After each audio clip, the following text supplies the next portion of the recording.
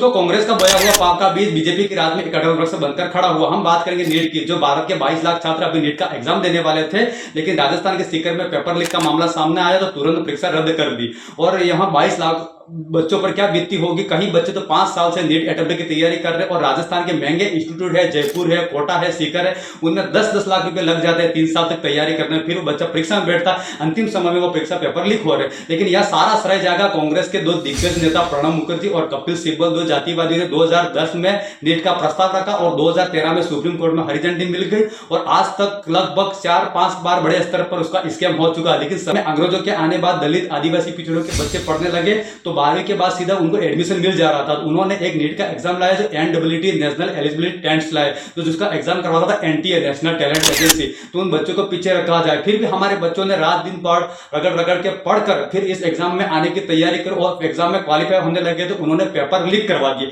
लेकिन अभी जो सबसे बड़ा कनेक्शन सामने आया, जो बीजेपी नेता भारतीय जनता युवा मोर्चा का वो नेता है, उसका नाम है दिनेश बिवाल और उसका भाई का नाम है मांगीलाल बिवाल। उन्होंने गुरुग्राम में एक डॉक्टर दक्ष यादव से 30 से 35 लाख में ये पेपर खरीदे और उनका बेटा जो सीकर पढ़ता उनको भी दिया और उनके भतीजे को भी दिया। और यहां तक कि आसपास में 150 लोगों को और बांटा और बड़े बड़े इंस्टीट्यूट में बांटा। लेकिन उसने पेपर को पहले स्कैन कर लिया और स्कैन करने के बाद PDF बनाया, फिर सारी जगह फैला दिया। उसके चलते हुआ यहाँ पेपर लीक हो गया। अब समझने वाली बात है कि सरकार किस तरह से काम करे। जब चुनाव होने के बाद ही पेपर लीक हो रहे हैं और चुनाव होने के बाद ही तेल के भाव बढ़ रहे हैं और चुनाव होने के बाद ही सोना महंगा हो रहा है। यहाँ क्या है, हमारे देश को कहाँ लिया जा रहा है? क्योंकि इन बच्चों के बाप पिताओं ने हमारे देश में एक ऐसा शेर पाला है, वो शेर है पूरा बक्सन करने वाला।